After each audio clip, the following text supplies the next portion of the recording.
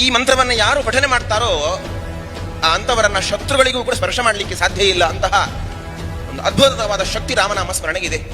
ರಾಮನಾಮ ಸ್ಮರಣೆಗೆ ಇಷ್ಟು ಶಕ್ತಿ ಉಂಟು ಅಂತ ಹೇಳಿದ್ರೆ ಇನ್ನು ರಾಮನ ಜಾಗಕ್ಕೆ ಎಷ್ಟು ಶಕ್ತಿ ಇರ್ಬೋದು?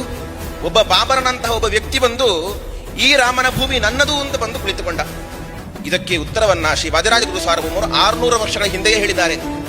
ಅಯೋಧ್ಯ ರಾಮನಗರಿ ಭಾತಿ ಸಾಧ್ವಿ ವಧೂರಿವ. ಈ ಅಯೋಧ್ಯೆ ಎನ್ನುವಂಥದ್ದು ಪತಿವ್ರತಾ ಸ್ತ್ರೀಯಂತೆ ಶೋಭಿಸ್ತಾ ಇದೆ. ಪತಿವ್ರತಾ ಸ್ತ್ರೀ ಹೇಗಿರ್ತಾಳೆ? ತನ್ನ ಪತಿಯನ್ನು ಬಿಟ್ಟು ಇನ್ಯಾವ ಪುರುಷನನ್ನು ಕೂಡ ಕಣ್ಣೆತ್ತಿಯೂ ನೋಡುವುದಿಲ್ಲ. ಅದರಂತೆ ಈ ಅಯೋಧ್ಯ ನಗರಿ ಇದೆ. ರಾಮನನ್ನು ಬಿಟ್ಟು ಬೇರೆ ಯಾರನ್ನು ಕೂಡ ಒಡೆಯನನ್ನಾಗಿ ಸ್ವೀಕರಿಸದೇ ಇರುವಂತಹ ಒಂದು ರಾಜ್ಯ ಅಂದರೆ ಅಯೋಧ್ಯ ನಗರ.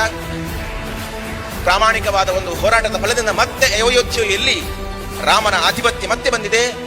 ರಾಮನನ್ನು ಹೊರತುಪಡಿಸಿ ಇನ್ಯಾರನ್ನೂ ನಾನು ಪತಿಯನ್ನಾಗಿ ಸ್ವೀಕಾರ ಮಾಡುವುದಿಲ್ಲ ಹೇಳುವಂತಹ ಒಂದು ದೊಡ್ಡ ಪಾತಿವ್ರತ್ಯ ಅದು ಅಯೋಧ್ಯೆಯಲ್ಲಿ ಉಂಟು. ಇದು ರಾಮನಾಮದ ಮಹತ್ವ, ರಾಮಸ್ಥಾನದ ಮಹತ್ವ ಅಂತ ವಾದಿರಾಜನ ಮಾತಲ್ಲಿ ನಾವು ಕಾಣಬಹುದು.